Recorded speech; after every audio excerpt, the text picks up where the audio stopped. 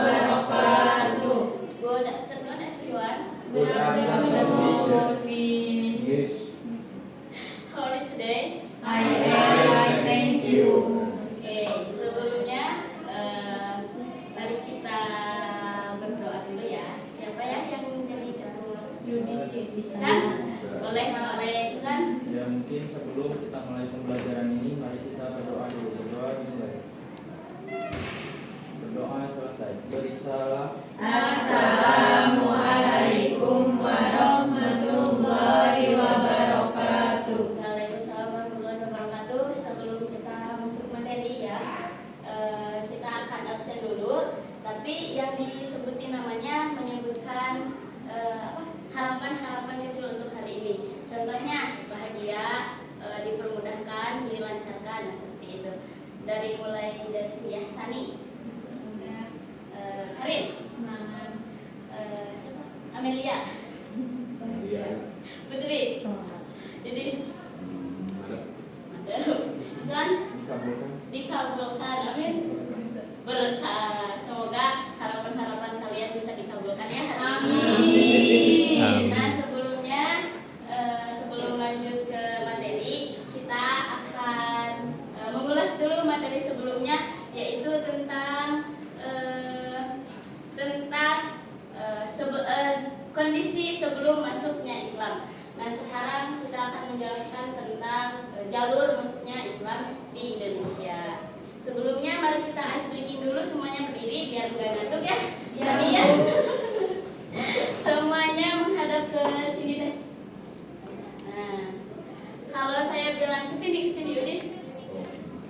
Nah, kalau saya bilang hujan rintik-rintik kayak gini ya ke pundak temannya. Kalau saya bilang hujan-hujan batu gini. Kalau saya bilang petir menyambar gini-gini. Kalau saya bilang hujan badai, badannya digini-gini.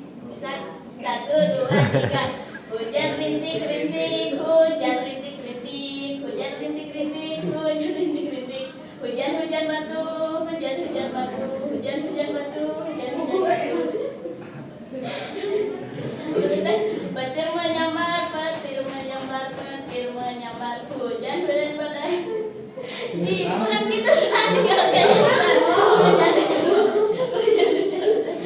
Sekarang lebih cepat ya. Hujan-hujan 1, 2, 3. Hujan rintik-rintik, hujan rintik-rintik, hujan-hujan batu, hujan-hujan batu, hujan-hujan batu, hujan-hujan hujan.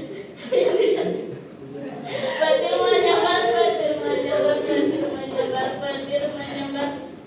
Hujan-hujan badai, hujan-hujan badai, hujan-hujan. Nah, sekarang duduk lagi. Oke, sebelumnya mari kita lihat dulu video ini ya, biar enggak dan suara.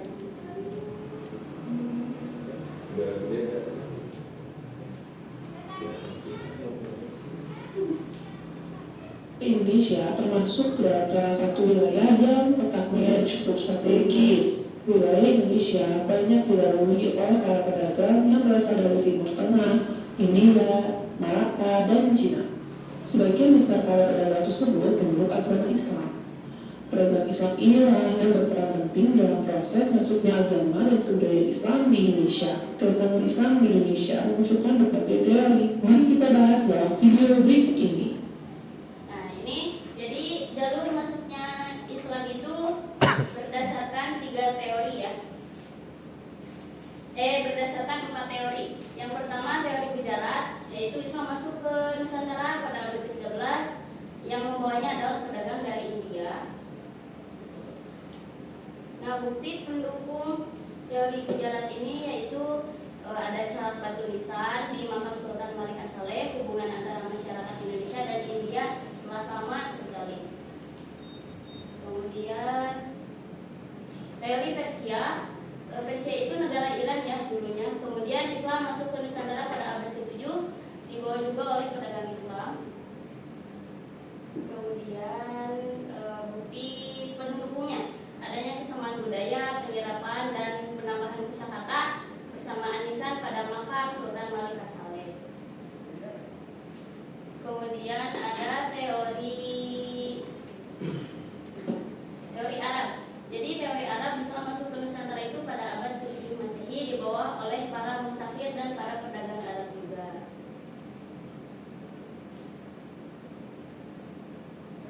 Kemudian bukti pendukungnya yaitu adanya kesamaan mazhab yaitu mazhab Syafi'i, terus gelar Malik yang berasal dari Arab, Malik atau Sultan. Kemudian ditemukannya perkampungan Arab. Kemudian yang keempat adalah teori Cina, yaitu Islam masuk ke Nusantara pada sekitar abad ke-7. Etnis Muslim Cina berperan dalam proses penyebaran Islam Nusantara. Nah, ini bukti pendukungnya. Banyak pendakwah dari keturunan Cina, Raden Fatah yang merupakan keturunan dari Cina, dan adanya masjid dengan arsitektur Cina. Nah, bisa dilihat dari ini ya, saya menyajikan peta yaitu jalur masuknya Islam di Indonesia. Yang pertama ada teori Arab, yaitu jalur masuknya dari Arab ke dari Arab ke Teluk Persia, ke Gujarat, ke Yaman, kemudian masuk melewati Aceh dan menyebar luas di Nusantara. Kemudian ada teori Persia, dari Persia ke Aceh juga, kemudian ke Jawa, menyebar luas ke Kalimantan, Sulawesi. Kemudian dari teori Cina, nah teori Cina ini enggak dari Cina, tapi masuknya teori Cina ini berputar dari sini, dari Kalimantan ke sini ke Aceh dan menyebar ke Nusantara. Kemudian ini teori Gujarat, teori India. Nah, masuknya dari Gujarat, kemudian melewati Samudra Hindia dan masuk ke Aceh, kemudian tersebar luas ke daerah Nusantara. Nah, sebelumnya saya ingin kalian menganalisis, teman-teman menganalisis tentang tokoh yang mengemukakan teori Arab. Teori-teori ini tahun masuknya Islam ke Nusantara, karena tahun-tahun ini akan berbeda, kemudian jalur masuknya. Jadi tokoh yang mengemukakan teori, tahunnya, dan jalur masuknya, 3 aja. Jadi nggak perlu banyak-banyak ya. Kita akan bagi kelompok dulu. Saya kocok dulu kelompoknya.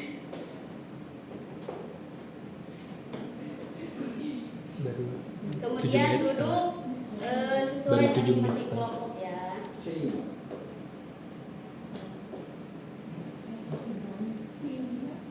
Tapi ada yang sendiri. So, duduk ya, Arab, Persia, Cina, India. Arab, Persia, Cina, India. Ayo cepat mempersiapkan. Semangat. Konsentrasi. Arab, Persia, Cina, India. Arab, Persia, Cina, India. Arab, Persia, Cina, India. Ayo dihitung sampai 5. 1, 2, 3, 4, 5. Yang dianalisisnya yang tokoh yang mengemukakan teori, tahun masuknya ke Nusantara, tahun masuknya Islam ke Nusantara, sama jalur masuknya. Boleh ditulis, boleh di HP, boleh. Boleh lihat internet. Boleh lihat internet, boleh. Tokohnya, tokoh yang mengemukakan teori-teorinya sesuai kelompok ya. Kalau Arab berarti Arab, kalau Persia berarti Persia, kalau India India, kalau Cina Cina. Tokoh, mengumpulkan tahun, terus Tokoh, tahun, dan jalurnya saja. Di waktu sampai 2 menit ya. teori Cina. Ya. Siapa yang India? Yang Arab? Tahun masuk. Ini? Persia. Persia. Ya, buat apa ini? Nanti buat evaluasinya. Arab. Jalur masuk. Namanya Cina? Cindo. Dia Gujarat. Teori ibu itu Bu. Ya, yang mengemukakan teori Arab itu siapa? Yang mengemukakan teori Persia itu siapa? Yang mengemukakan teori Cina buat game, buat evaluasi. Yang mengemukakan teori India itu siapa? 2 menit ya, 1 menit lagi.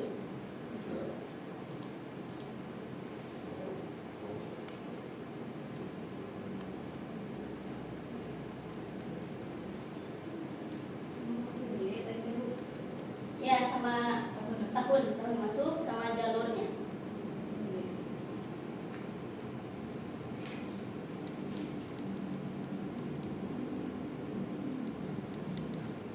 sudah boleh dipresentasikan di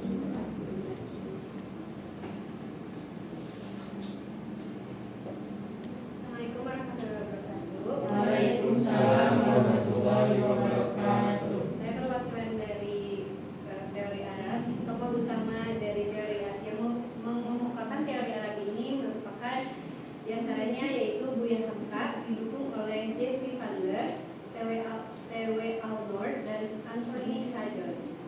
Tahun masuknya di abad ke-7 Masehi, kemudian jalur masuknya melalui pedagang-pedagang Arab yang berdagang di Nusantara, dan kemudian membentuk komunitas Muslim dan menyebarkan Islam secara langsung di Arab. Sekian dari saya. Wassalamualaikum warahmatullahi wabarakatuh. kelompok Persia. Udah belum? Ya di Sina? Tina. Jadi poin untuk Cina. Kenapa ada Cindo? Yang mana ini teorinya dari sejarawan yang bernama Slamet Muljana. Slamet Muljana. Dan tahun masuk menurut dia yaitu abad 13 hingga abad ke-15, terutama pada dinasti Yuan dan dinasti Ming di Cina. Contoh peristiwa ekspedisi Laksamana Cheng Ho pada tahun 1405 sampai dengan 1433, Jalurnya. dan jalurnya masuk ke pesisir Jawa dan Sumatera, yang mana ini melewati perdagangan, perkawinan, dakwah dan pemerintah serta sebagainya. Terima kasih. Sama-sama. Teori mujarab.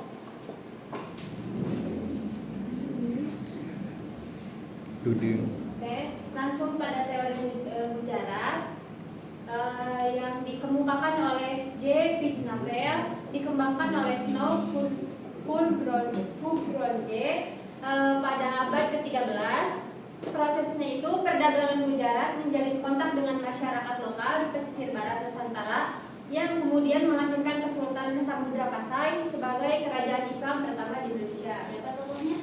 Tokohnya J. Pitznapel. Kalau tahunnya 13, abad ke-13 Masehi. Cina Persia. mungkin langsung saja saya akan memaparkan tentang teori Persia.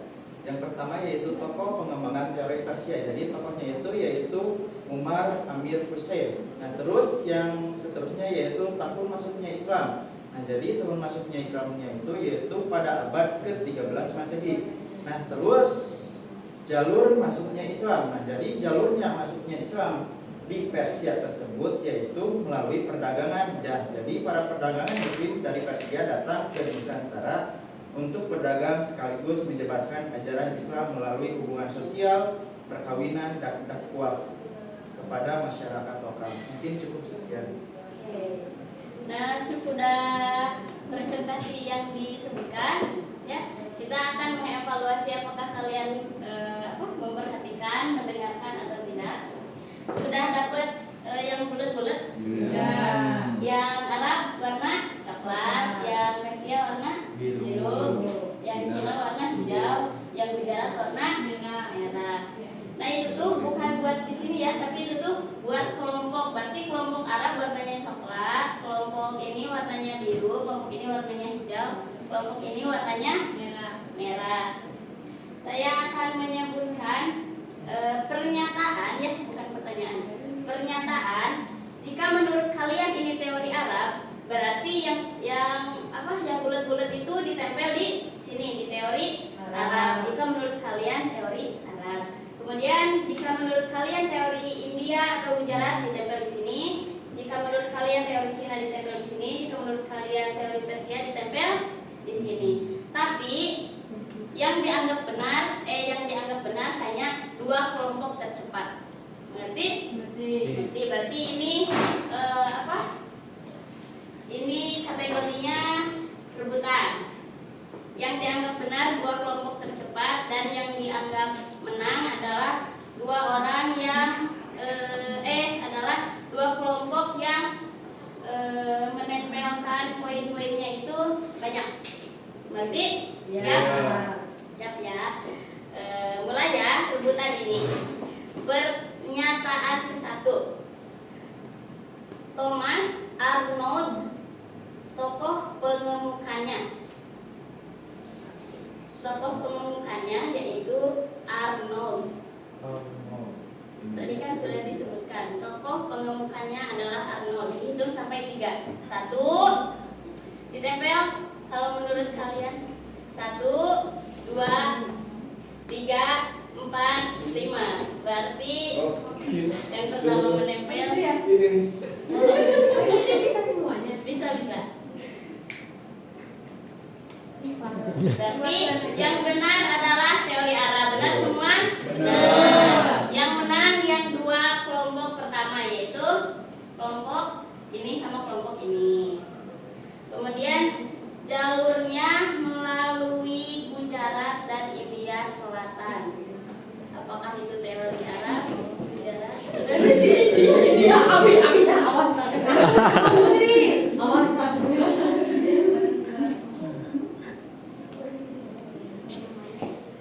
Yang benar, nggak ada yang benar. Yang benar teori Persia. Salah kabar.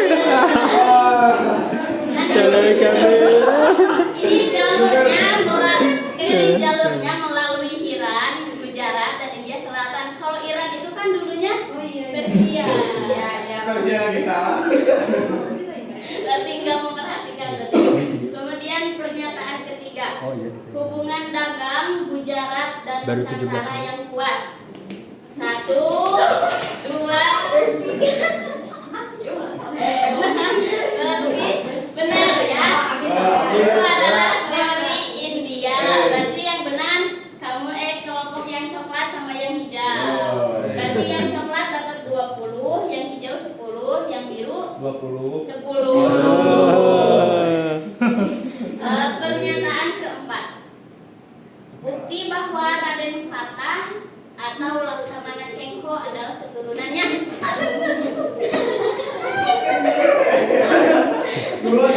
Bisa. Berarti kelompok ini 30, ini 20, ini 10, ini 30, 20, 10, 10, 10. Kan tadi 10. Salah tadi. Kemudian jalurnya dari Mekah.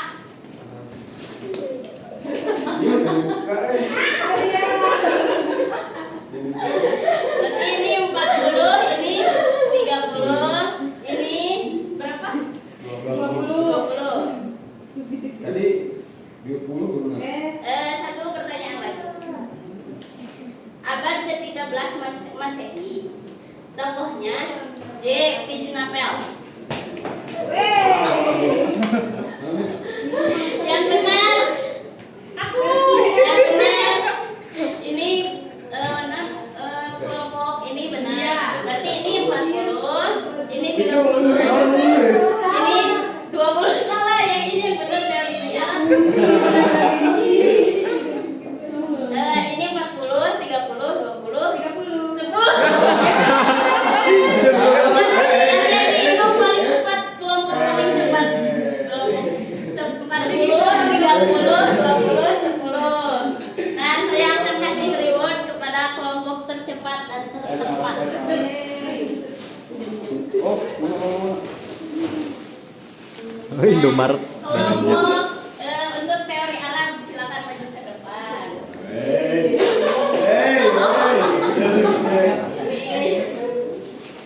Untuk teori Cina. Cina itu ke depan. Nah, jadi kelompok yang paling cepat adalah teori Arab.